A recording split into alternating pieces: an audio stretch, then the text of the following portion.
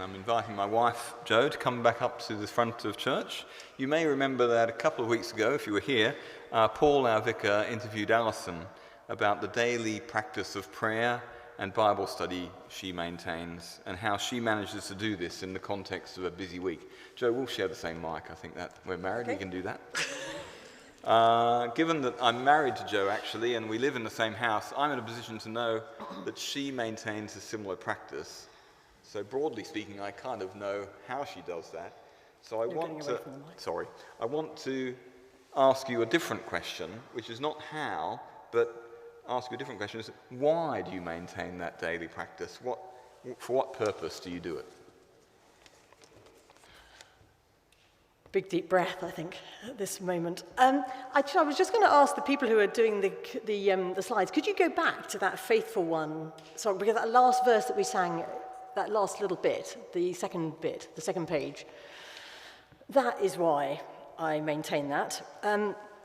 I have found that God is who he claims to be.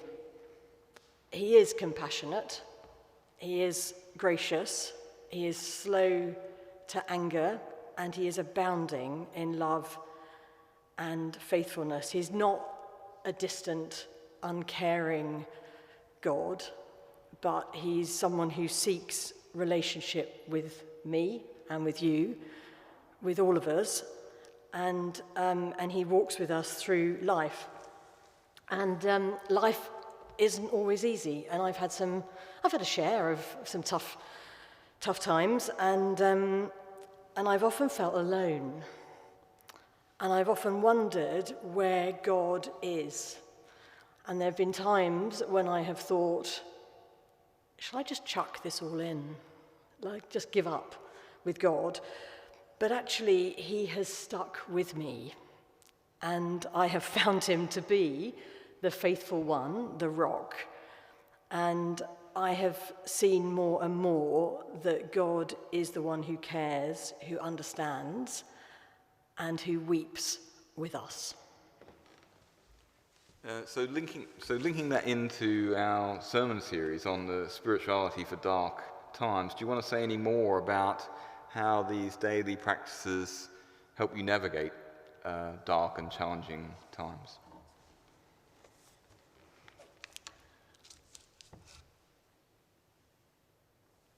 This is quite difficult, isn't it, standing here? Well, I think the spiritual practices that I've used and exercised have been different at different times. And but what I have found really helpful over the last 3 years or so is actually meeting with a spiritual accompanier.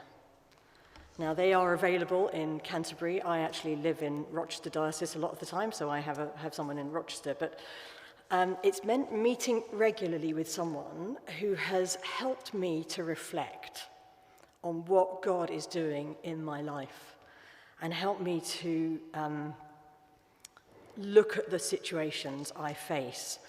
And one of the things that I found really hard in my life was about 8-9 years ago when my mum died after having had dementia for about 11 years. And there were various other difficult things going on in our lives at the time.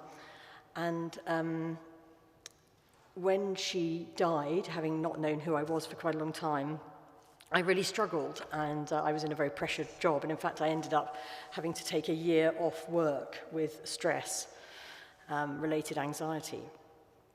And I've always found that quite difficult, and I didn't really understand where God was in all of that. And then my dad died, and I sat with him for the last 4 days of his life. And during this last couple of years, as I've learned to walk with Jesus a bit more and look at the gospel and see how he treated people, I've been encouraged to look back and imagine Jesus beside me. And there was one day in particular that I was a little bit overwhelmed, to be honest, but I imagined Jesus being with me as I visited my mum in that care home week after week after week.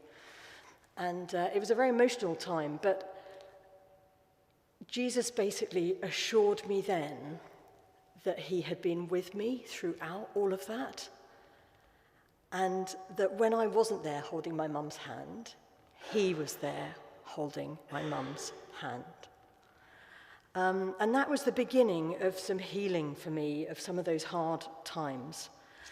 And then, not many of you know that my brother died just before Christmas, about 10 days before Christmas.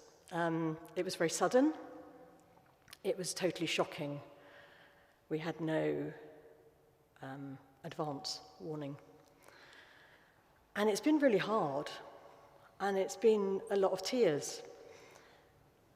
But what has been good is to know that Jesus is sitting there with me as I cry. I don't say a lot when I pray these days. I quite often just sit. It's about relationship. It's about being there with God and knowing that he is there with me. I don't ask a lot. I just sit there. And through that, I have been able, I think through God's power, to sit with my sister-in-law, who is completely broken. I have been out and spent days with her, just sitting with her really quietly, and I've only been able to do that through God's power, because he has met with me and enabled me. So I don't know if that answers your question, Colin. Thank you so much. Can I sit down now? You can.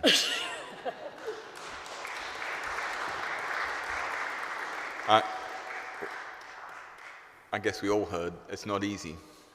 It was so encouraging as well, though, to hear what you said, and I guess that's why we have these occasional interviews at church, to encourage and to be encouraged.